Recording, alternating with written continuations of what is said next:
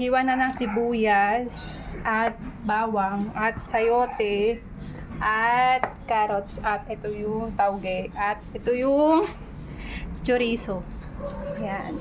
So naglagay na nga pala ako na. Yan, naglagay na ako ng mantika at pinainit ko na siya. So magigisa na tayo ng sibuyas at saka bawang. So ayan. Sa malaking kawa na ako nagluto para mabilis ako makaluto at mahalo ko maigi yung tauge. So magluluto nga pala ako ng lumpiang tauge. Sunod na natin tong chorizo.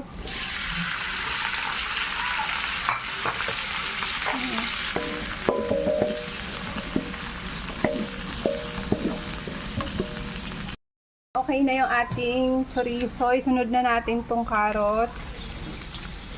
Yan.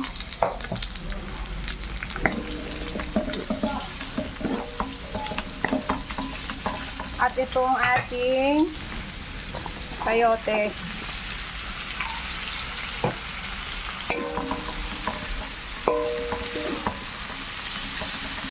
Yan. Nagisa na natin yan. Sangkot siya na natin. Isunod na natin yung ating ano pa ang ngalan nito? Tauge. Grabe siya. Pinahirapan ako ng tauge, guys. So, isunod na natin ang ating tauge. Ayan.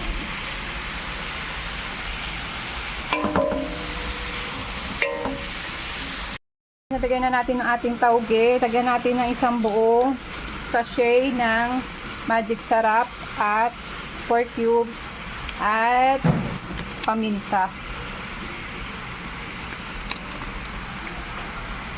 Haluin natin, guys.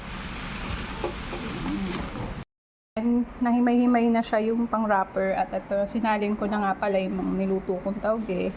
Yan. Tapos ito, gumawa ko ng sausawan ng tauge. Magbabalot nga pala tayo ng ating lumpiang tauge. So, ayan. Ganyan lang. Kontian lang natin para hindi magpuputok pag pinarito natin. Maganda pa rin, di ba?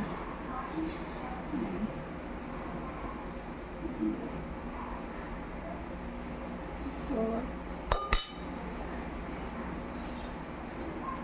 ganyan nga pala ako magbalot, guys. So, lagyan ng ilaw para medyo makita nyo kasi madilim dito sa pwesto namin.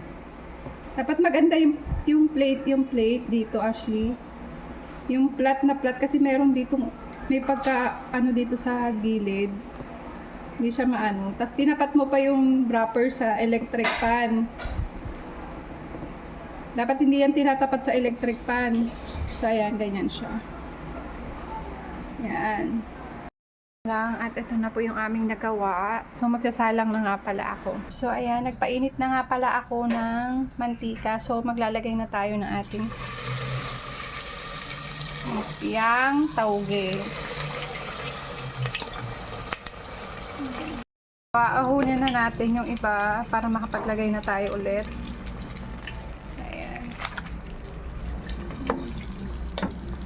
Papakadali lang yan, guys. Na natin ang ating lumpiang tauge. Yan lang, guys. Bye!